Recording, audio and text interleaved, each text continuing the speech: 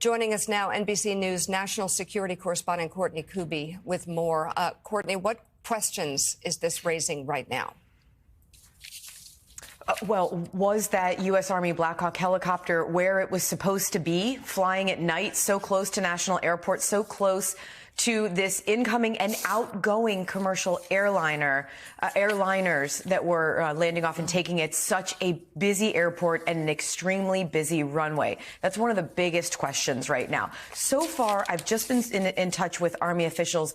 There is still no official status for those 3 U.S. soldiers who were on board that UH-60 Army Black Hawk helicopter. And just for perspective, Mika, that would mean that there were no passengers on board. A Black Hawk like this would have a pilot, a co-pilot, and then a third person who's essentially like an observer. So these are frequently used as people movers, but it doesn't appear there were any passengers, just the 3 crew members who were on board. But at this point, still no status change for how those crew members are. But as we have been watching this unfold all throughout the night, the situation is grim for both the passengers on board that commercial airliner and that U.S. Army Black Hawk helicopter. A little bit about the helicopter and the unit. They were assigned to or attached to the 12th Aviation Battalion out of Davison Army Airfield at Fort Belvoir. And we've been looking at maps all throughout the morning and throughout the night about where exactly this crash occurred.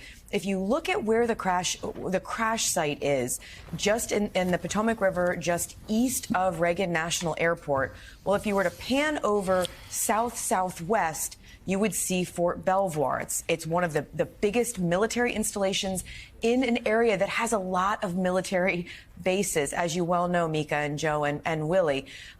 Just on the other side of the Potomac from Reagan National Airport, also Joint Base Anacostia Bolling, a large air base.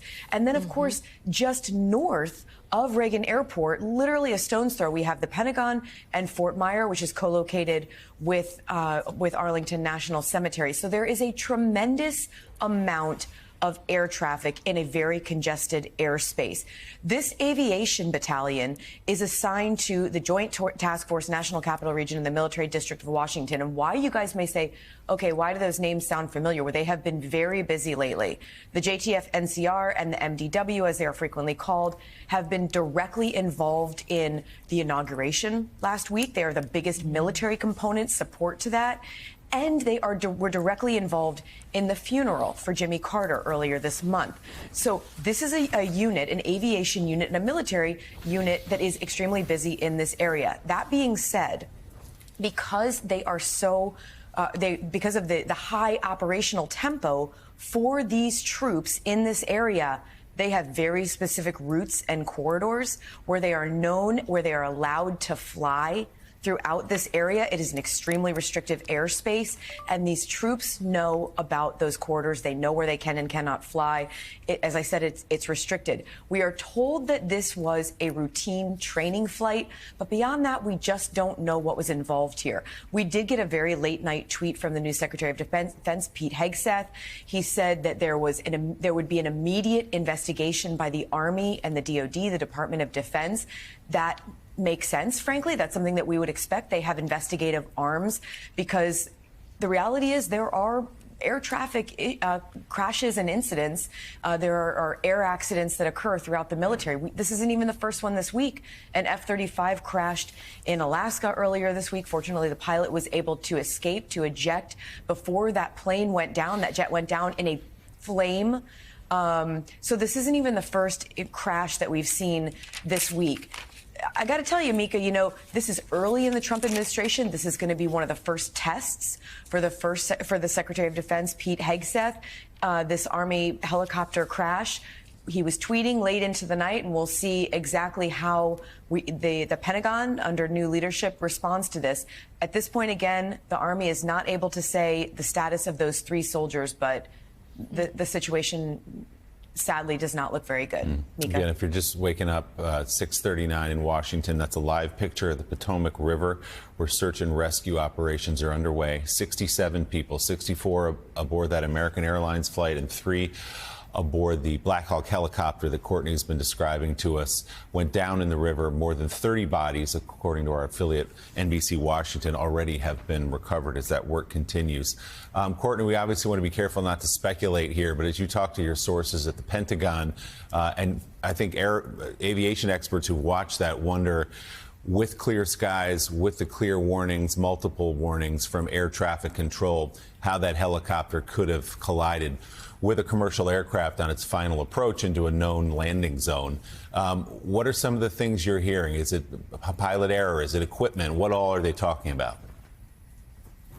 I think at this point, people are not saying with any kind of confidence what happened here. But if you look, as you were just saying, Willie, if you look at the facts, the details that are starting to emerge, why was this helicopter flying so close to a known busy runway where aircraft are landing and taking off literally almost one per minute at Reagan National Airport? This is, we keep talking about this, but we cannot stress enough about what an extremely busy and congested airspace that is.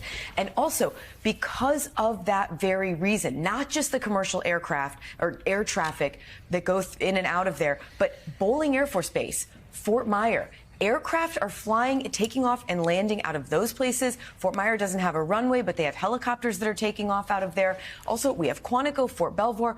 There are a lot of military aircraft, not to mention there's Coast Guard, there's MPD, the DC police, that also have an active air presence. So because of that reason, and because of just the extremely close proximity to things like the White House, the Capitol, this is restricted airspace. Pilots who fly in here are well aware of it. They know where they can and cannot fly.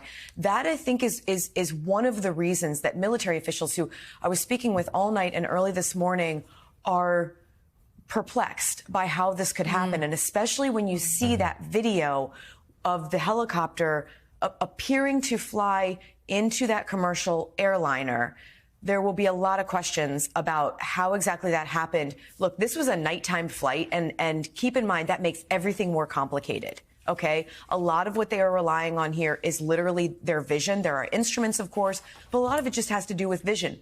Nighttime is more difficult, but still, I think the biggest question that will be asked today is, what was that helicopter doing there, and how did they not see that there was this a steady stream of commercial airliners coming and going straight in the path of where they were flying?